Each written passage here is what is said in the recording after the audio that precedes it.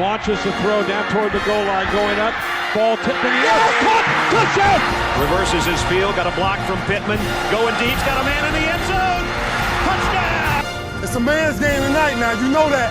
Everybody watching tonight. And now it's the Undefined Blitz with Chad and JC. And greetings, everybody, once again to the Undefined Blitz right here on undefinеdradio.com. Appreciate you guys and gals tuning in as we bring you yet another edition of your favorite football talk show. Probably not your favorite, but it should be. 100% it should Hey, be. we keep working on it like it's this is the place you want to be and the place you want to go to. It's what we strive for anyway.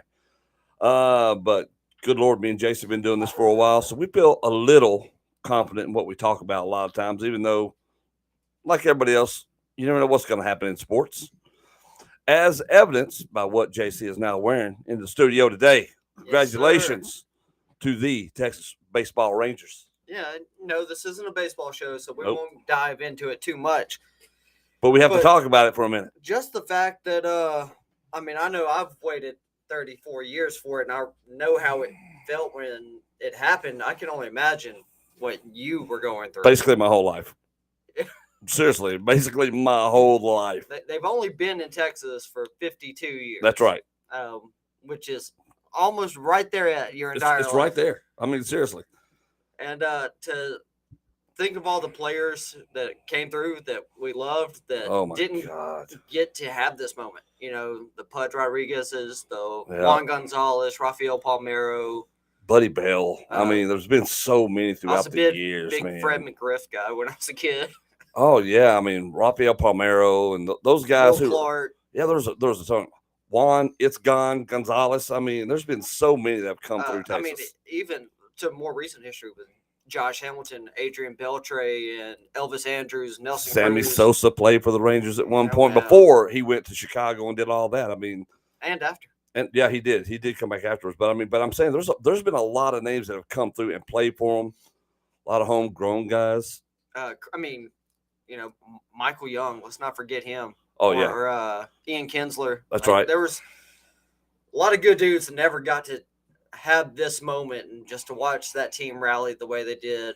It was awesome. You know, and I'm not the biggest baseball fan. I like baseball a lot. Yeah, I'm saying. But I'm a much bigger football fan. Oh, yeah. Of course, by huge football evidence of us doing this show. Of course. And not doing a baseball We definitely do not do a baseball show. But when the Rangers recorded that final out, and Josh Spores hits that pitch up and away and throws Ketel Marte, I was just like, I didn't know what to do. I didn't either. I was in tears. Like when Marcus Semien hit the home run to go up 5-0, like I was jumping up and down. I don't really do that as a sports fan. I'm pretty well composed, but I was jumping up and down and screaming. And I couldn't believe it. And then when that final out gets recorded, I was like, oh my God, they did it. You know, just hands on the face, covering the mouth, just kind of in shock. And it took me a minute as the team rushed out on the field to celebrate. They're like, what is going on? Really happened. This actually happened. They pulled it off. It was like the last thing I expected in the sports world this year. It hit so different. It did. It was wild.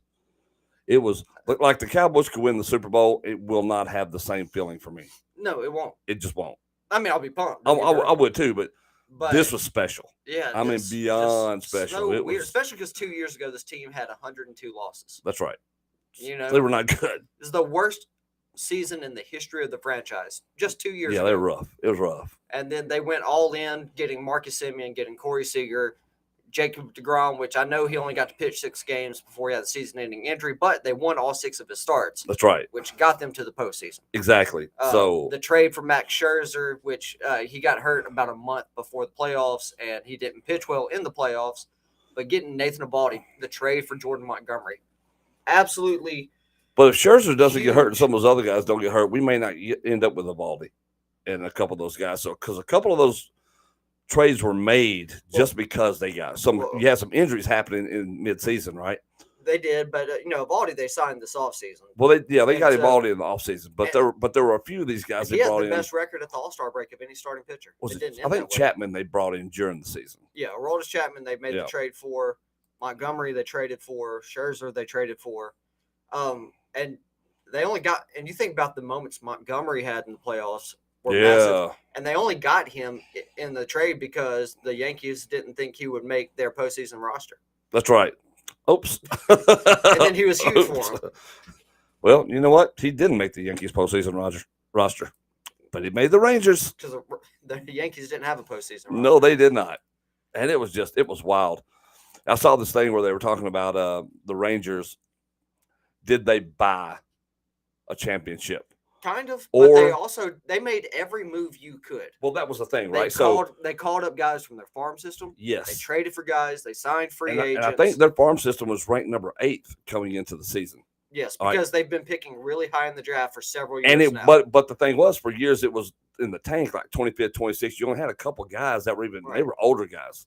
But you got Evan Carter out of your farm system. That guy was playing AA baseball 2 months ago.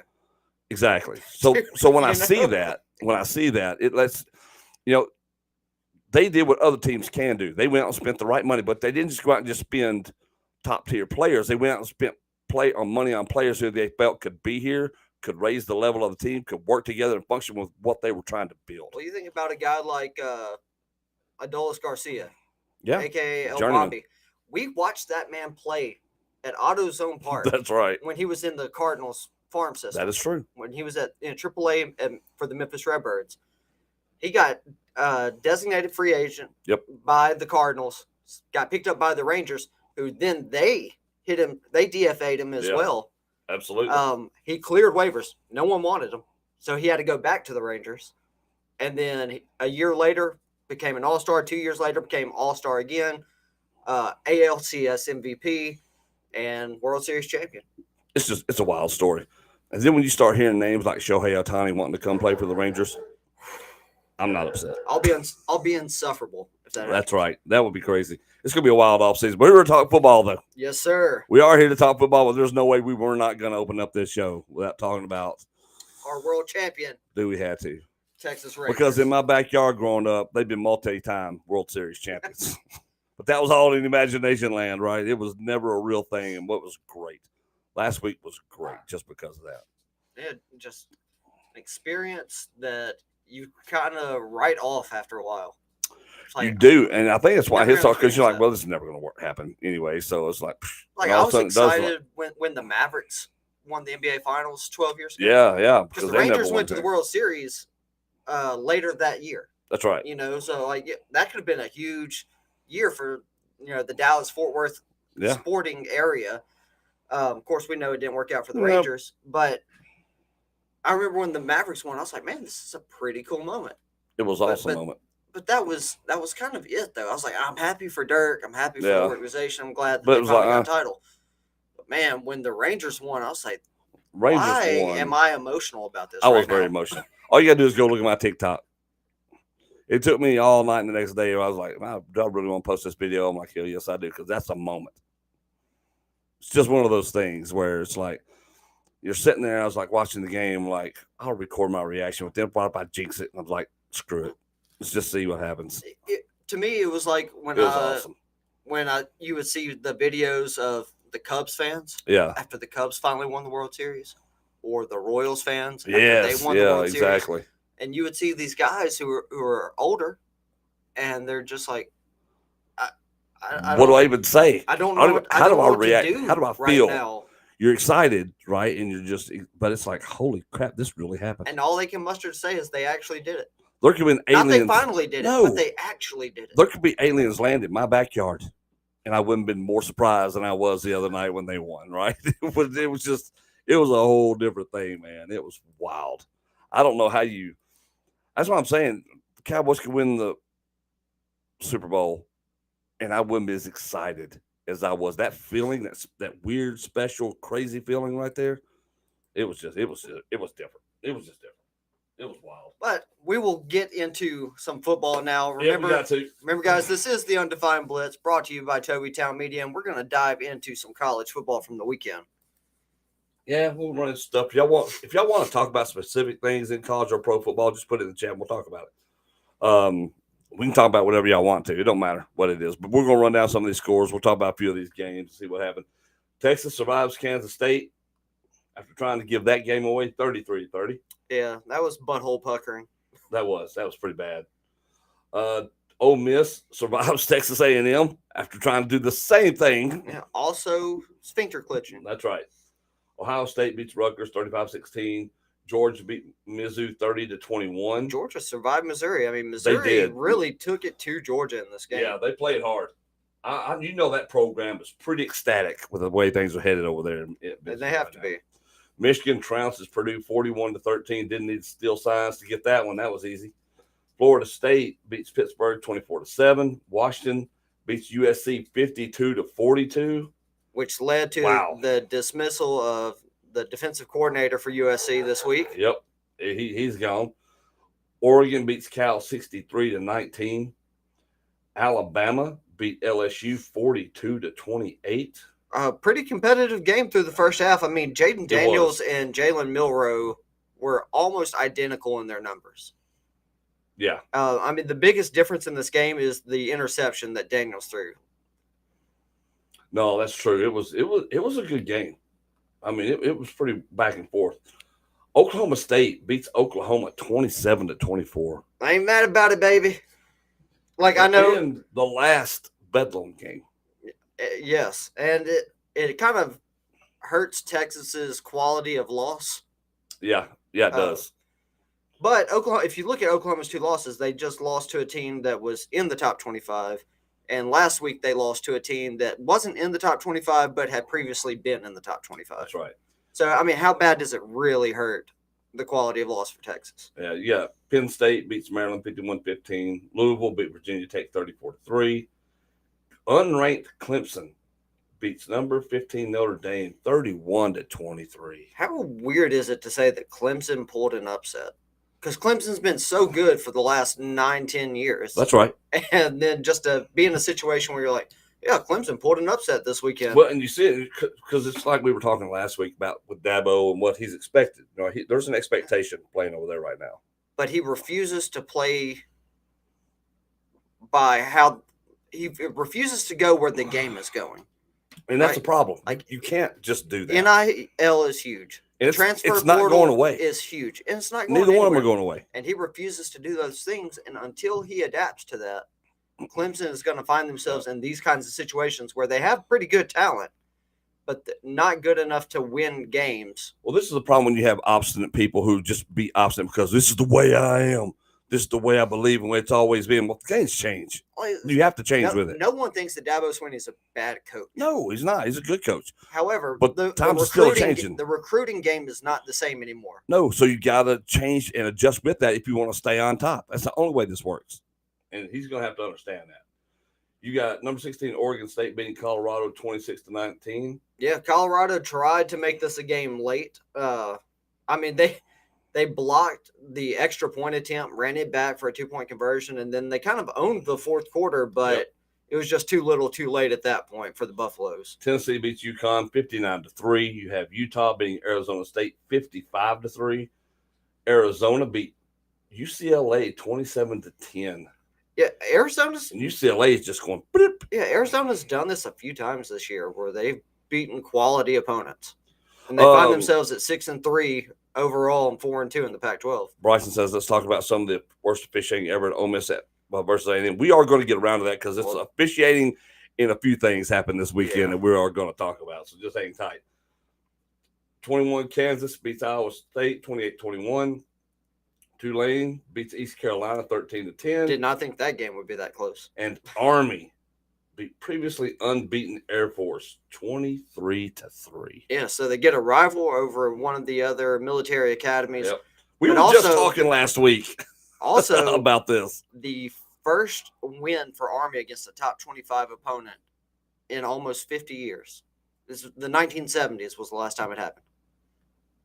And this is a really good Air Force team.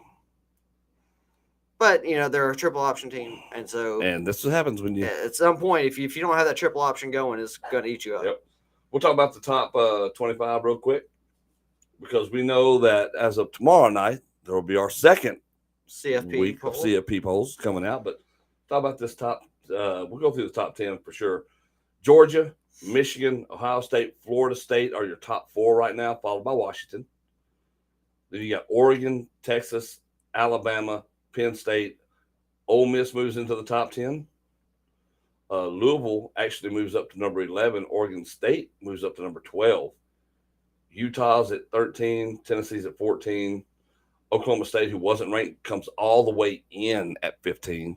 Look at them. That's some moving going on right there for Oklahoma State. Mizzou dropped 2 to 16. Oklahoma dropped 7 to 17. LSU dropped 5 to 18. Kansas jumped up 3 to 19. Tulane jumped up 1 to 20. James Madison jumped up 2 spots to number 21. Notre Dame dropped 10 slots to 22. Arizona came in at 23, previously unranked. North Carolina's back in at 24, unranked the week before. Liberty is now rounding out the top 25 at 9-0, previously unranked. There we go. There's your top 25. And right now, looking at this, with Washington's win. So I know that it says Oklahoma State wasn't ranked. They weren't ranked in the top 25. In the top 25. In the AP top 25 last week. Right. They were 22 in the college football playoff ranking. Yes, they were in the CFP ranking. So, which now is kind of what matters. I know that's really what we kind of go by, I guess. But we can only go by the top 25 on the AP top 25 on the show because the CFP rankings don't come out till tomorrow. That is correct. So this is what we're going with at the moment. But not bad. I mean, you got. I can't really disagree with a lot of these rankings right now. No, and some of this is about to sort itself out. I mean, this weekend, for example, Georgia, Ole Miss in Athens. Oh, yeah. Massive game. Oh, that'd be a huge game. We know last week of the regular season, Michigan, Ohio State, going to be a massive game. Yes, it is. Washington and Oregon have already played each other, so that situation's kind of remedied itself already. Does Washington have a conference championship game? Yes. They do? Right, as it stands right now, they would be playing Utah. That's right. And that could prove to be a very interesting game. So some of this is going to shake itself out. Some of it is going to go to tiebreakers. I mean, right now Alabama's ahead in the SEC West over Ole Miss, despite them having the same record, because Alabama is Ole Miss's one loss. Whereas Alabama's one loss is to out-of-conference Texas. That's right. Boy, this is going to be wild. Texas has got to get Quinn Ewers back or try something different. Well, he is back in practice. I know he's throwing a little bit. He's back in practice. He's throwing. He's listed as day-to-day. But it was not a pretty sight this weekend. So talking about some of this officiating, dude. Lord, what is going on? How do we mess this stuff up so bad with all the technology? I mean, it seems like now, what's funny is the first part of the season we weren't talking about it as much. We get a couple of instances here or there, right? But it has really picked up steam in ferocity here lately. It's just been bad. Even in the Texas game, like at one point, a play happened where it was pretty clear to everyone the way it should go down. But not only did the officials not review it, Steve Sarkisian had to burn a timeout just to get them to review it. Which is sad because that should not be the case. And then ultimately it was overturned, but it shouldn't have come down to that. That's right. I mean, how do you not know to do that? So that was bad. Of course, Ole Miss, A&M, there's some calls in that game too. It's like, come on, man. And look, college football officials are not as good as NFL officials. That's right. Because the game is so much faster in the NFL level. And you think about how bad the officiating is in the NFL at times. Absolutely. So, especially yesterday. And it can get rough and get pretty bad. So, dude, let me tell you, though. And speaking of that, Cowboys-Eagles game last night. And I ain't saying that's why they lost, but there were some calls. Well, I definitely want to say that's why they lost because there were a lot of bad penalties against both teams in that game. There was. It wasn't just the Cowboys receiving all of it. The Eagles got hosed on some stuff too. They did. That's what I mean. It's the officiating across the board is bad. All right, it's just affecting different things. I know I think the one that's going around there, Shoemaker, the end zone deal, when he was being tackled about 10 yards before the ball got there. Yeah, absolutely. Still going down right there at the goal line, half of his body in the thing. So because every time, it's a game of inches, It's also a game of not calling the penalty that should definitely have been called right there in your photograph. You're saying game of inches on. Now, I didn't think Dak played bad. Oh, Dak. He balled. Dak Prescott was the best player on the field last night. He was. Regardless of team. He balled out. Gallup drops a pass that should have been just Ferguson money. Dropped Ferguson dropped another one. Granted, Jake Ferguson's was thrown into a tight window. He got hit by two dudes at the same time. Yeah, he got Malachi crunched. So yeah, you can put a little bit more on Michael Gallup for dropping his pass. I mean, the ball was thrown like a rocket to Michael Gallup. Oh, yeah. But still they catch those on the judge machines all the time. We've seen the footage. You got to do that. Yeah, but stuff like that. But it's the penalty stuff, the stupid things like that. It's like, well, these inopportune penalties. Well, penalties anytime are inopportune. It's just really like when the sad ones happen, it's like, why? But also, why is that a penalty? Or why is that not a penalty? You just called a ticky-tack thing a penalty, and then he just literally mugged the dude. And yet that's not one. There's no consistency. No, there definitely wasn't, especially not in that Cowboys-Eagles game. However, it was like almost like a landslide or a mudslide effect. Mm-hmm. Once a team started getting penalized, they would get 3 or 4 of them. Oh, yeah. In a row. It was coming. Like the Cowboys would get 3 or 4, and then the Eagles would get 3 or 4. I think both teams had 10 penalties. Yeah, they did. But, you can put some of the responsibility for the Cowboys' loss on and I don't know if it was the play call necessarily or if it was the route run, like the Schoonmaker touchdown that wasn't. And it wasn't. He was short. Oh, he was definitely short. However, he was tackled beforehand, That's right. which should have been a penalty. But also, why aren't you running that route in the end zone? Well, and that was the thing too. And that was just be at least a yard deep in the end zone. You have to be. And however, Jake Ferguson was supposed to run a rub route underneath Blankenship, and he didn't. He went up the field, That's right. So Blankenship didn't have to get cut off. That's right. And so he was there to make the play. Well, and that's the other thing too. So who do you really want to put the responsibility on that play on? Well, I think a lot of it's on Ferg. And then people talk about, after that, the Cowboys got the touchdown. Dak stepped out of bounds on the 2-point conversion run. Yeah. But if the Schoonmaker play happens, you don't have to worry about that. No, you don't. Because you're well within field goal range, take the lead. Or when Chuma Edoga came in as a third tackle, playing that tight end spot, didn't report as eligible. The Cowboys scored a touchdown. That gets called back. That's right. Cowboys played really good football yesterday, except for stuff like that. The Cowboys played good enough football to beat the Philadelphia Eagles yesterday. Oh, yeah. Ultimately, definitely. They did not. I get that. But I am not upset today. I wasn't either. Despite the loss to a rival team because of how well the Cowboys played. Yep. Like, it shows me that when they're on it the way they have been the last 3 weeks, they can play with anybody in the league. When I watched Dak play, I was like, okay. I mean, 375 yards. That's because he was balling. Yeah, what? 3 touchdowns? Yeah, CD no Lamb. interceptions, a pass rating of 115. Yeah, he was on it. CD Lamb had his third game of at least 10 receptions and 150 yards, which ties Michael Irvin for all-time record in franchise history. What I think this does do, though, is also put a glaring thing because it maybe. And the defense held A.J. Brown relatively in check. Like, he scored a touchdown, but he didn't have 125 yards. Yeah, what was 60? Yeah, 57, 60 yards, something like that. I think it was in the 60s or 70s. But it held him under 100. That's right. Which is impressive because that's how good A.J. Brown is. That's right. I thought they did well, but this takes me back to my whole Texas Ranger. And Terrence Steele was a liability. That's right. Absolutely liability last night. Because Dak was under pressure so much. He couldn't stop anything. It was from the right side every time. Yeah, he couldn't stop anything. The Texas Rangers went out to make their team successful and just didn't say, I like what we have. We have to make moves to make this team better. The Dallas Cowboys do not do that.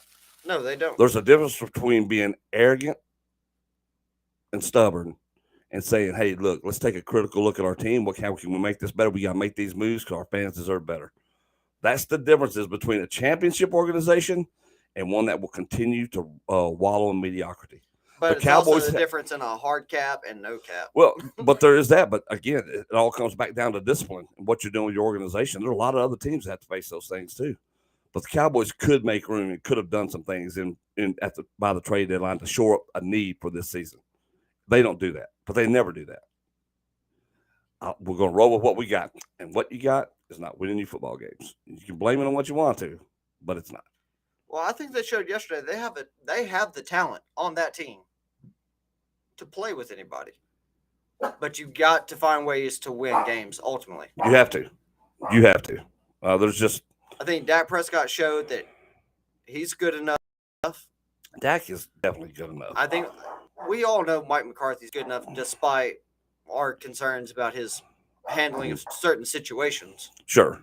But like they were dialing up the right stuff. Like they have changed a lot of the way that they've been calling plays over just the last few weeks. You can see it. Oh, also, Dak Prescott has the highest passer rating in the league on the run this year. Yeah, that's wild too. They finally let him start running again. And once he did, it's opened up the offense. Absolutely. I mean, it's done wonders for the offense. He's not super fast. No. But he's mobile enough that you have to respect it. That's right. And he's a big dude. It's huge. So he can get some yardage. All right, let's talk about these college scores, and we'll switch over to the NFL. Actually, we had this week we got Louisville taking on Virginia. The line is Louisville by 20 at home. I mean, it's got to be the Cardinals. All right, we've got Ole Miss. We've got Georgia. The line is Georgia by 10 at home. By 10. By 10. I'm gonna say I think Ole Miss is better than Missouri, and Georgia had all it can handle in Missouri. I'm gonna say Georgia still wins, but I'm gonna say it's Georgia by, let's call it 3.5. So 3 or 4 points. All right, we've got Texas taking on TCU. The line is Texas by 10 on the road. If Quinn Ewers is back, yeah, I'll take Texas by 10. If it's Malik Murphy, I'll say it's Texas by 1. There you go. You got number 3 Michigan taking on number 11 Penn State. Massive game. Michigan by 3.5 on the road. Man, give me the Nittany Lions to pull the upset and to throw this whole CFP into a stupor. All right.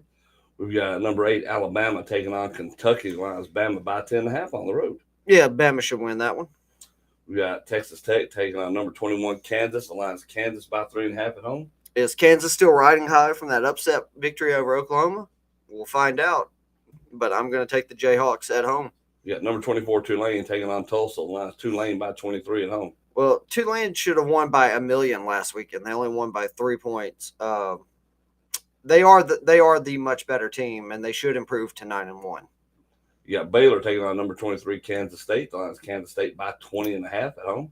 Kansas State knows that they had every chance to win that game against Texas. That defense did stiffen up on them, so the Wildcats will take out their frustration on the Baylor Bears this weekend. We got Miami taking on number 4 Florida State. The line is FSU by 14.5 at home. I think it'll be bigger than 14.5.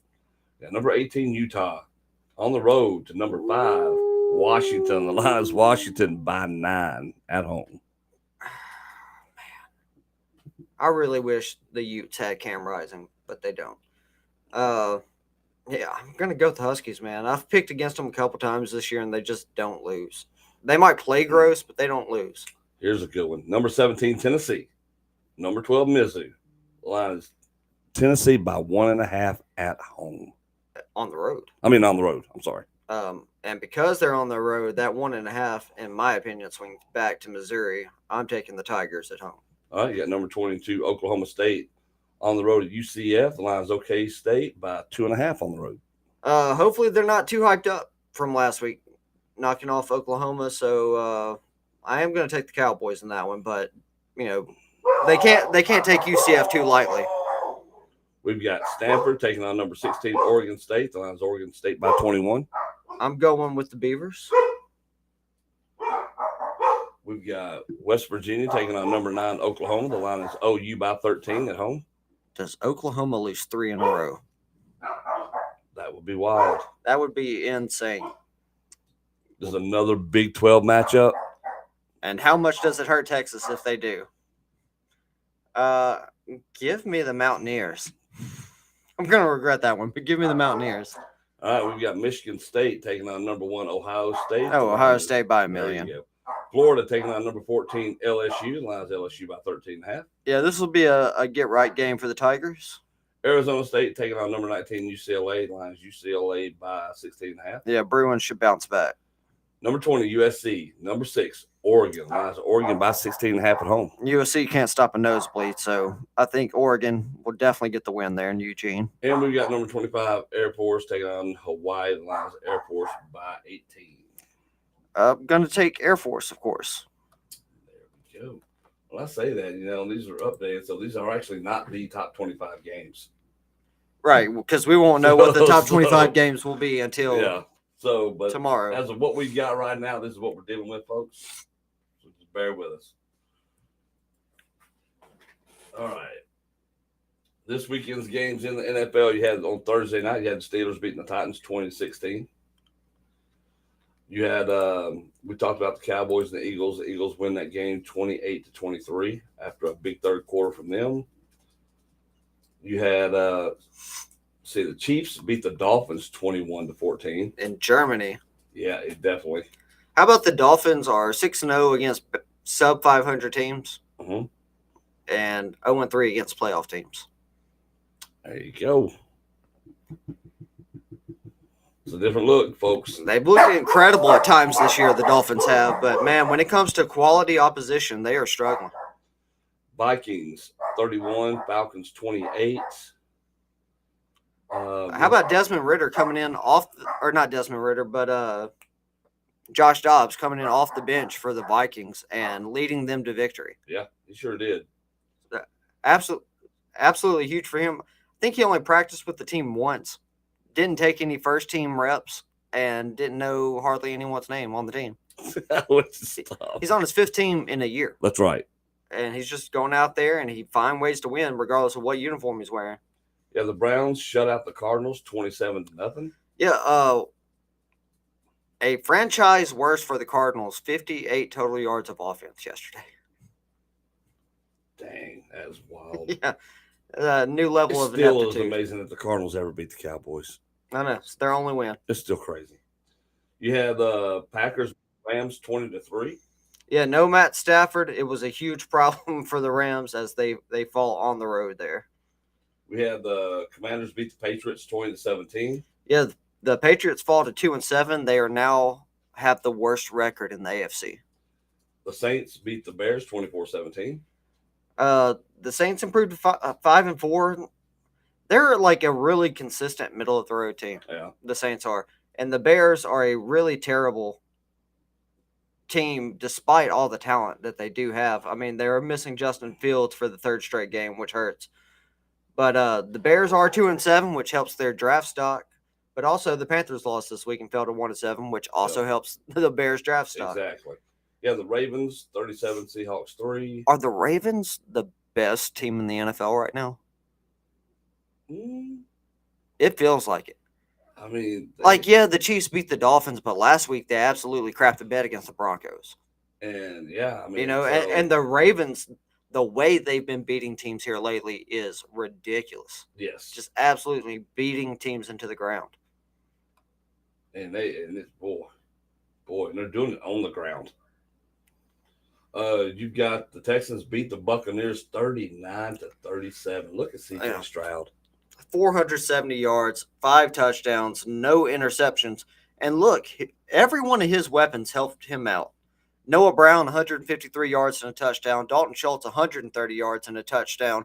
Tank Dell, 114 yards and 2 touchdowns. Nico Collins, 54 yards and a touchdown. Massive game all around for the Texans offense. Yeah, the Colts beat the Panthers 27-13. The Raiders beat the Giants 30-6. Yeah, this was interim head coach Antonio Pierce's first game as interim head coach of the Raiders, coaching against the team that he won 2 Super Bowls with in the Giants. Massive day for Josh Jacobs, 26 carries, 98 yards, 2 touchdowns. Daniel Jones did go down in this game. It is a torn ACL. He will be done for the rest of the season. Bengals beat the Bills 24-18. Yeah, the Bengals look like the Bengals we expected, although despite their early season struggles that they had, the Bills are 5-4 on the year, 1-3 away from their home stadium. But to go back to that Saints-Bears game, just real quick, Taysom Hill, in this game became the first player since 1964. So 59 years. That's a long time. Taysom Hill is the first player in 59 years to have 10 passing touchdowns, 10 rushing touchdowns, and 10 receiving touchdowns in a career. That's kind of wild. It is kind of wild. Tonight we've got the Chargers and the Jets. The line is the Chargers by 3 at home. Monday Night Football. And don't look now, but the Jets can win tonight. Yeah, I mean, the Chargers, despite being ridiculously talented, just lose. They do. Either by execution or by coaching, they just lose. The Jets, despite all their injuries, have found ways to win. Yep. And if the Jets win this game tonight and move up to 5-3, the Jets will only be a half game back of the Dolphins in the AFC East. Exactly. It's wild, man. So think about that. The Jets could be in a situation where if Aaron Rodgers can come back by the end of the season, they could be playing for the division title. Oh, not just a wild card spot. So this Thursday we got the Panthers and the Bears. Line Chicago about 3.5 at home. Who you got here? I guess if I'm the Bears, probably want the Bears to win. Oh yeah. Because if the Panthers keep losing, that guarantees you that number 1 overall. That's right. Bears about to load. Or up. a tie. A tie would be the best possible situation for the Bears. But the Bears should win. We got Cowboys and Giants next Sunday. Dallas. The line's Dallas by 16.5 at home. God, that's so weird to see in an NFL game. Yeah, it is. Like a line that big, that's massive. But also, the Giants have underwhelmed, and Daniel Jones is down for the year. So, yeah, Cowboys should move to 6-3 after that one. We got the Colts and the Patriots. Line's Indy by 1.5 on the road. Indy's winning ugly, but they're winning. Yep. So I think they'll keep it rolling there. You got the Texans and the Bengals. Line at Cincy by 7 at home. Well, C.J. Stroud's going to come down to earth a little bit here. Cincinnati's going to get the win. You've got the Saints and the Vikings. The line is New Orleans by 2.5 on the road. The Vikings are down their starting quarterback and they're one of their top 2 running backs. So I'm taking the Saints on the road. Yeah, I think the Saints defense is just going to be way too much for the Vikings to handle this weekend. I don't even think it's their defense. I think the Saints offense is just going to overwhelm the Vikings defense. Well, I don't think there's any question of that. I just don't think the Vikings will do much of anything this weekend. Packers, Steelers, line is Pitt by 3 at home. Pittsburgh not winning games impressively, but winning games nonetheless. They keep that going this week. Titans, Bucks, the line is Tampa Bay by 1 at home. Well, Tampa Bay is pretty pissed off with the way they lost to the Texans last week. They should be getting that retribution against the Titans. 49ers, Jaguars, line San Francisco by 3 on the road. Man, give me the Jaguars. That'd be wild. The Jaguars are a good team. People are sleeping on them, but they're a good team, and it seems like people have figured out what the 49ers are doing now. Yep. So if the 49ers continue to do what they've been doing, they're going to continue to get the same results, which is a 4th straight loss. I'm going to take the Jaguars.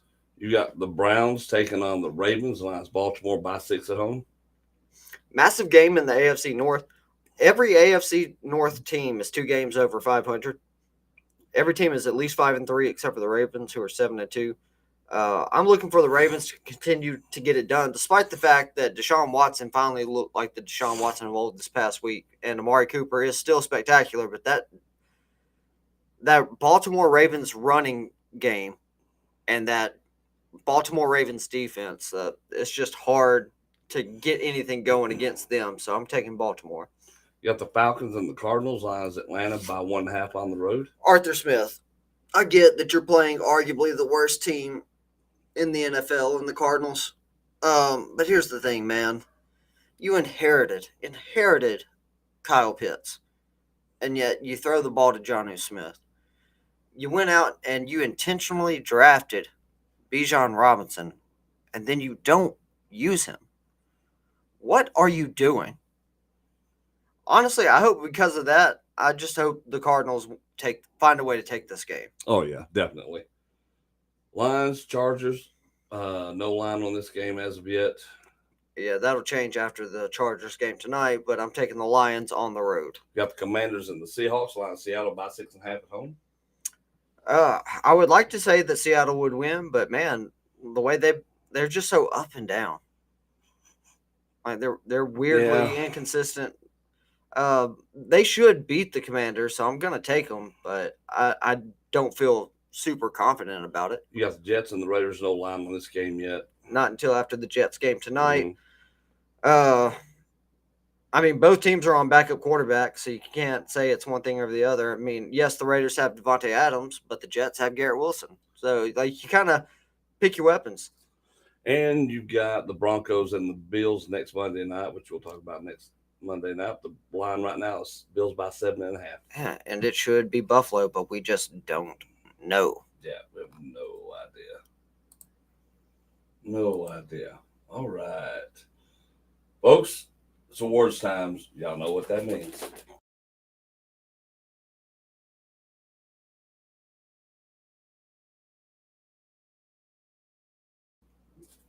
All right, JC, who's your drizzle for the weekend? Oh, the drizzler this week.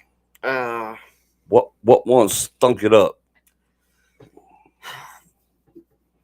You know, no one really disappointed in the traditional sense. Mm-hmm. I mean, there were some teams that didn't play up to their normal standards, or however you want to look at it. But I think the drizzler this week has to go to just terrible officiating. It's pretty bad. Yeah. So not a player, not a team, not a coaching staff, not a college, but just officiating across the board. That's right. And I think that's unanimous because it was awful. Man, it was awful in so many games. We didn't talk about half of them. But and has been awful for weeks. It has been awful for weeks. It seems like it's building and building. It's the more we talk about, the worse it gets, which you would think it would be the opposite because the whole country's talking about it as well. They should. All right, so that's our drizzler. So we got to give out.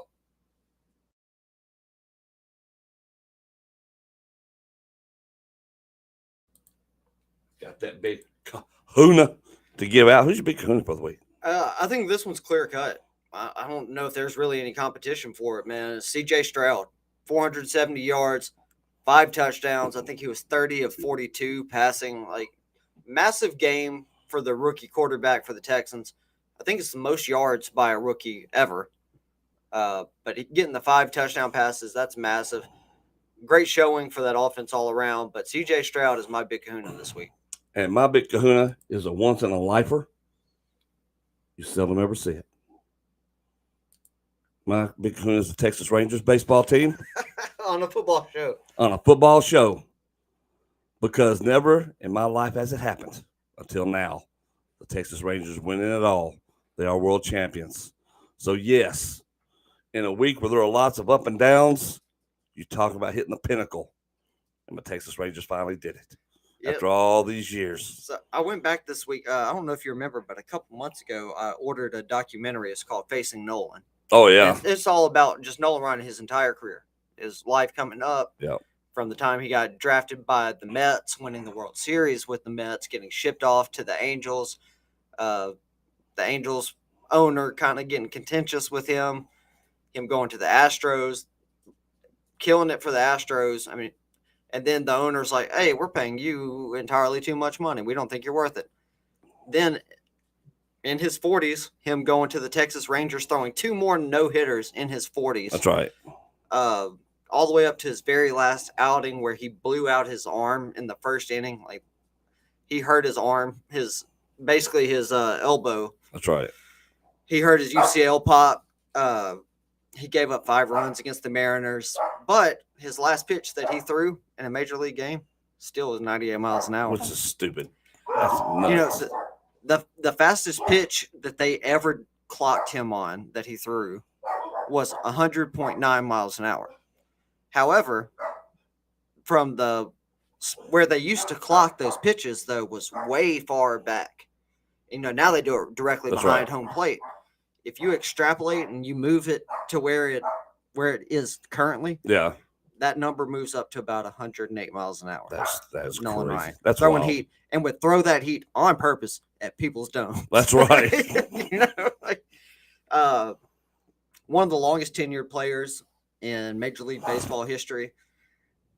He played 27 years in Major League Baseball. And played in 4 decades. And it's so funny how short a time he was with the Rangers to be such a huge legend for the Rangers. He was actually statistically better from age 39 to 46 when he retired than he was at any other point in his career. And that's nutty. You know, he has over 300 wins. He had almost 300 career losses. Yeah. Because he played on a lot of really bad teams. That's right. He walked more batters than anybody else. He also struck out more batters than anybody else. Second place to Nolan Ryan in the all-time strikeouts is Randy Johnson. Makes sense. And Randy Johnson still has 1,000 fewer strikouts than Nolan Ryan. Good grief. That's how dominant Nolan Ryan was and how long he played. That's right. And he most of the time he would just get out there and pitch to prove a point, either to himself or to his owners if they weren't believing in him. But the fact that man got up there into his late 40s, just still hurling almost 100 miles an hour, while also developing his changeup, which was wildly underrated. Yep.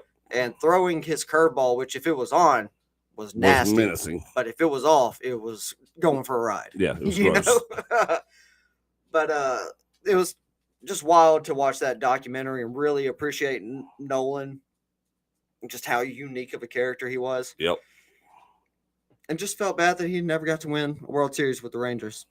Well, because they were awful. And nobody else did either up until last week, which was still cool. Right. I mean, just what they did, the history of it. Nolan Ryan started his career in the late 1960s. Yeah. I think it was 1967, 68, something like that. He pitched his last game in late September of 1993. Yeah. I was 4 years old when Nolan Ryan left the game of baseball. And he had been pitching for 2 years before you were born. That's right. It's stupid, right? That's insane. That's insane. It makes no sense. But look, the dude was on one. He was great. We always loved him when he was pitching. That was back when I watched baseball. You know, because I played baseball. Right. Growing up. I mean, it's just what we did. And then, man, it was wild because I used to know all those guys. Me and my brother would sit out in the backyard, and we had a brick where our carport was a brick wall about 4.5 feet, almost 5 feet tall, and that was our backstop. So we're out there just pitching and batting every day, coming up with games, pitching 9 innings. You know, remember we had a script we wrote, short script called Pastime. I remember that, yeah.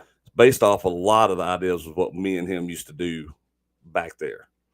Was we imagine we was in the big stadiums and stuff. One was a pitcher, one was a batter, and we'd throw the game being broadcast on the radio. So the pitcher was imaginary, but he was the catcher and I was a pitcher, and we'd switch it up and all that stuff. Call balls. Oh yeah, it was great.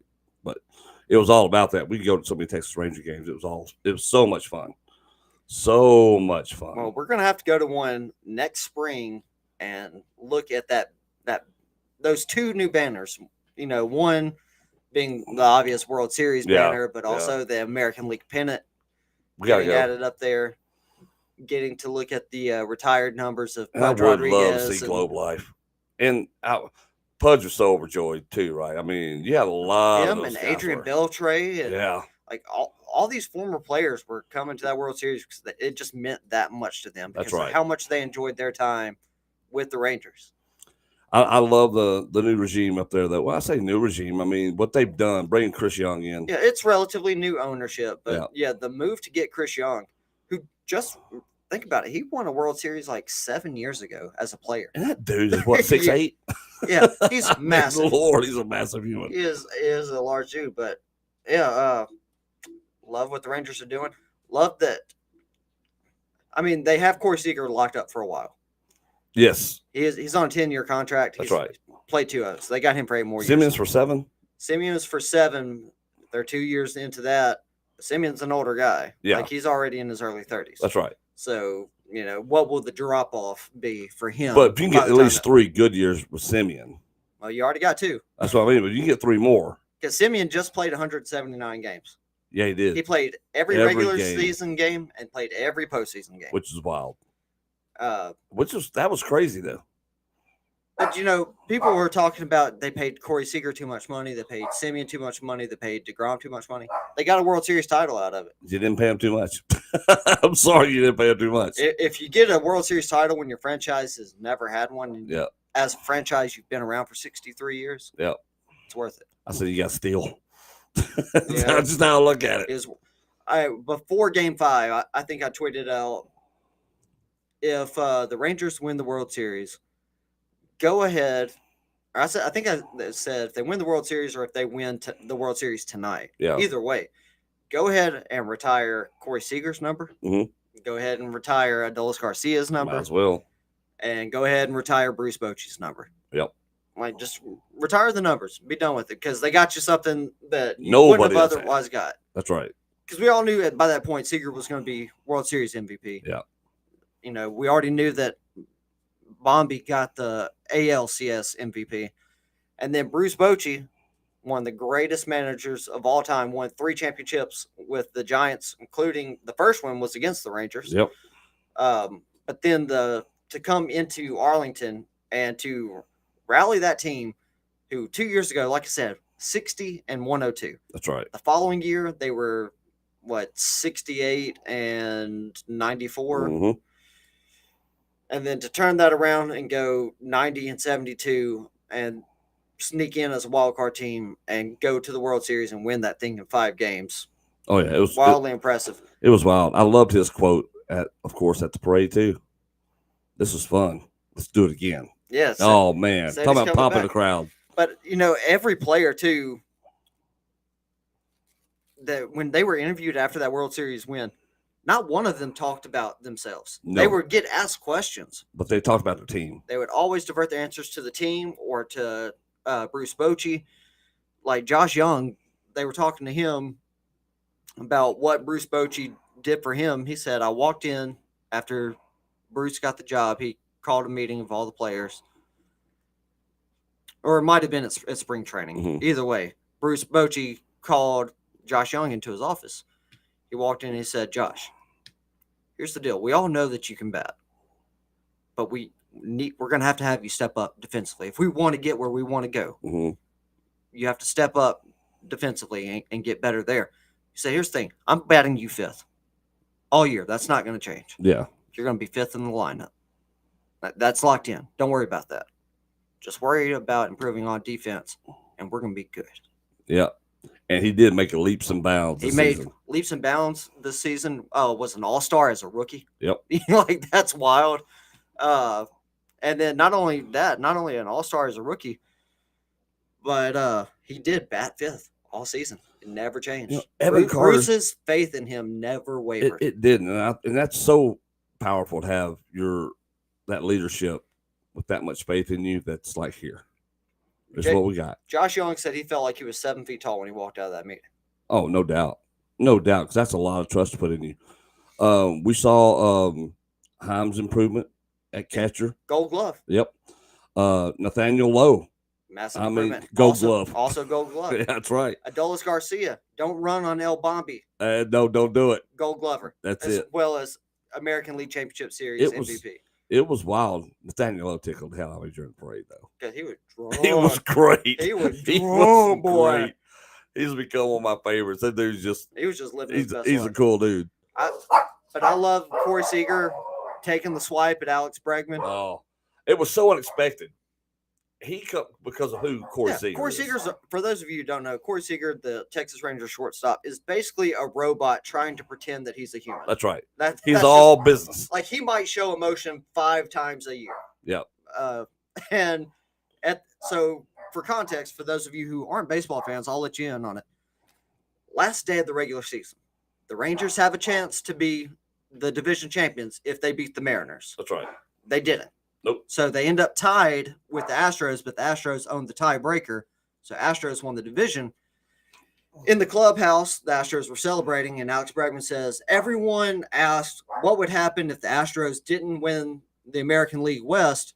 I guess we'll never know. And they pop bottles and they celebrate.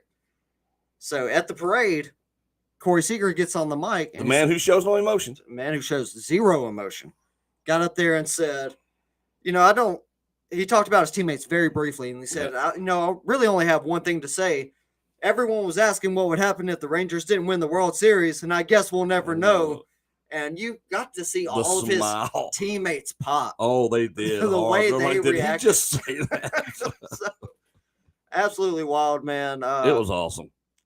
Hey, we know the guy we haven't shouted out on this team, Travis Jankowski. Dude, he came and stepped in for Andolis. Yeah, Andolis. He leaves with the oblique strain in what was it, game 3 or game 4? Game 3. Leaves late in the game with the oblique strain. Jankowski comes in, plays good defense. Yep. Then in game 4, he got the start. Yep. Goes out there, gets a couple of big hits. Yes, he did. A couple of RBIs. Blonde hair just flowing in the wind. Yeah, the ultimate utility guy. I don't know if you've heard any of his interviews. No, I haven't. They are all about he 100% understands his job. Yeah. His job is to come in and prepare like he's starting every game. Yeah.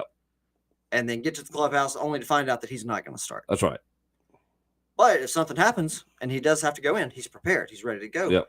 And then the next day, that process starts over of getting prepared, doing the body work, getting to the field, to the clubhouse, finding out you're not going to start. Yeah. He said, you got to check your ego at the door. There's no room for it because you're not that guy. Yeah. You're not the superstar. But as long as you're prepared for the situations, it doesn't matter when you find yourself in that situation, you'll rise to the occasion. And you have a spot on the team. And so now I love Travis Jankowski. Yeah, he showed up too. Also, this guy was there was another guy who was a waste of a roster spot largely, and that was Will Smith. Yeah. But Will Smith did something impressive. He has now won 3 straight World Series. Oh, that's true. With 3 different teams. Yeah. Won it with the Braves, then the Astros, and now the Rangers. Yep. That's crazy. Just weird. It is strange. But there's a lot of World Series championship experience on this Rangers team. Corey Seager won with the Dodgers, was World Series MVP. But he actually played those Astros back in 2017 in the World Series when the Astros had their whole cheating scandal and, stole a championship because they're dirtbags. That's right. That happened. Max Scherzer, former World Series champion. Yeah. The aforementioned Will Smith, World Series champion. Like they're Aroldis Chapman. Aroldis, yeah. Sorry. World Series champion with the Cubs when that playoff drought got broken. Yep. Or that World Series drought got broken. And now being on the team breaking the Rangers World Series drought. Oh, that's just crazy experiences. Just lots of experienced players, lots of guys showing up in big-time games and big-time situations in those games. Nate Eovaldi, he is 10-1 in postseason starts between his time with the Red Sox and his time with the Rangers. You know what the worst part was? The poor coverage nationally in the media. It always was going to be. Well, we knew because you're talking about smaller market baseball markets is what we're talking about. Between those 2 teams, they had 1 combined World Series championship. That's right. So we knew it was going to be smaller, but it still doesn't take away from what they did, which is beat everybody else in baseball. And the Diamondbacks were the 6th seed in the National League playoff. Of course, I think it was just a year or 2 ago that playoff field expanded out to 6 teams. And people are saying, well, it's unfair. It's unfair to who? Ooh. Like, if your team's that good, it doesn't matter if you're playing the 6th best team in your conference. You should beat them. That's right. Why is it unfair? Yeah. What are you sad about? Like, what's impressive is the Diamondbacks took the Phillies to 7 games and then beat them. That's right. And then went to the World Series. So that's impressive. I know the Rangers played the wild card round against the Rays in which it was poorly attended. Oh, yeah. No one showed up in Tampa to support their team. No, they didn't. So that one, you can give that to the Rangers there. But going into Baltimore against one of the best teams in Major League Baseball and beating the brakes off of them. Yep. They didn't win close games against Baltimore. They dominated Baltimore. Right. They owned all of Baltimore. And then to go into the reigning champions place 4 times and beat them 4 times. In their place. In their place. Right. It's wild because I'm sitting here, and here's the thing: if you're that good, win. I love good. I'm I love good thrillers and suspense. I'm a big preternatural, supernatural kind of guy. I love that thing. I love all the mysteries that are out there. So I'm going to leave you all with this. The Texas Rangers were 11-0 on the road in the postseason. Road Warriors. They swept the Rays, the Orioles, beat the Astros, and beat the Diamondbacks. ROAD. I'm just telling you. Baby. You can say what you want to say, but life's a weird, weird thing. It's a crazy. Something strange is going on. It all led to a Rangers World Championship, that's awesome. It was the roadmap, if you will, for the Road Warriors that were the Texas Rangers. Craziness, folks. Craziness. Man, it's insane. Like, I still have trouble processing the fact that happened. I still do too. I've been watching so many videos and stuff, and just I love watching the reaction videos. But I'm a huge fan of that. It reminded me of the 2004 Red Sox. You remember That's how right. they were down 3-0 in the ALCS against the Yankees? Yep. Came back and won. First team to ever do that in the history of baseball. Yep. And then they went on and they swept the Cardinals in the World Series. So they won 8 straight to end that thing. But I remember thinking, it's like, man, like the ALCS, that was the World Series. Yeah. Because that was nuts. And it kind of felt that way again this year in the ALCS between the Rangers and the Astros, because once again, it was 2 teams that are division rivals that genuinely have bad blood against one another. Yes, they do. That want to show each other up. I mean, we had near fights. You had players being intentionally or maybe not intentionally hit by pitches. Yep. You had big home runs and clutch situation. I mean, as much as I dislike the Astros and the way that they choose to cheat about things, Jose Altuve is a stud. All 2 foot nothing of them. No doubt. I mean, that's the reason that they're routinely in the playoffs, because they have a good system, a good team, and they make big plays when they have to. Well, you look at Game 1 of the World Series. That was wild. Corey Seager hitting the 2-run home run in the bottom of the 9th to tie it. Stupid insane. And then Bombi hitting the walk-off home run in extras. The Rangers had one bad game. And that was Game 2. And it was terrible. It was awful. Yeah, that was Jordan Montgomery's wake-up call. Yeah, but that was it. After that, it's like, nah. Let's go win this next 3. Yeah, felt bad for Zach Gallen. The kid was pitching his butt off. You talk about a no-hitter through 6. Yeah, and then it fell apart in the 7th. Yeah. And he gave up 1 run. Fell apart because of Corey Seager. Once he popped that one out there, everything shifted. And the next 2 batters, ka-chink. So and look at the records they set. Adolis, Garcia, El Bombi, most RBIs in a postseason. Yeah. Most RBIs in a single series. That's right.